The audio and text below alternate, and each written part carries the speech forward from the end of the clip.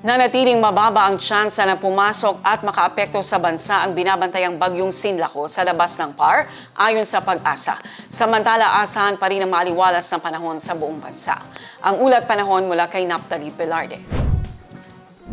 Sa weather bulletin mula sa Pag-asa, makikita sa ating iWeather Center, nananatiling mababa ang tsansa na pumasok at makaapekto sa bansa ang binabantayang bagyong Sinlaco sa labas ng PAR ayon sa Pag-asa. Samantala, patuloy ang maaliwalas na panahon sa buong bansa, lalong-lalo na sa Northern at Central Luzon, dulot ng umiiral na ridge of high pressure area na nagdadala ng mas mababang tsansa ng pag-ulan. Pero, posible pa rin ang mga isolated rain showers sa Visayas at Mindanao.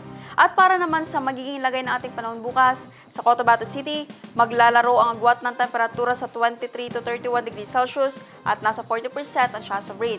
Sa Maguindanao, papalo ang agwat ng temperatura sa 23 to 32 degrees Celsius at nasa 60% ang chance ng pag-ulan.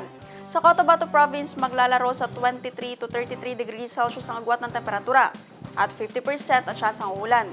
24 to 34 degrees Celsius naman ang magiging agwat ng temperatura sa Davao City bukas at 30% ang chance of rain.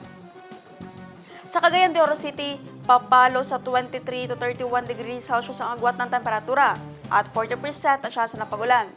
24 to 34 degrees Celsius naman ang inaasahang magiging agwat ng temperatura sa Zamboanga City bukas at 30% ang chance ng ulan.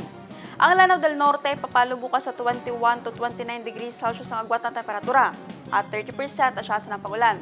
Habang sa Lanao del Sur naman ay makakaranas ng 17 to 25 degrees Celsius ang agwat ng temperatura at 50% ang chance of rain. Ang araw ay sumikat kaninang 5:41 ng umaga at lumubog ng 6:10 ng gabi. At yan ang latest mula sa ating iWeather Center. Naphtali Velarde, iMinds, Philippines.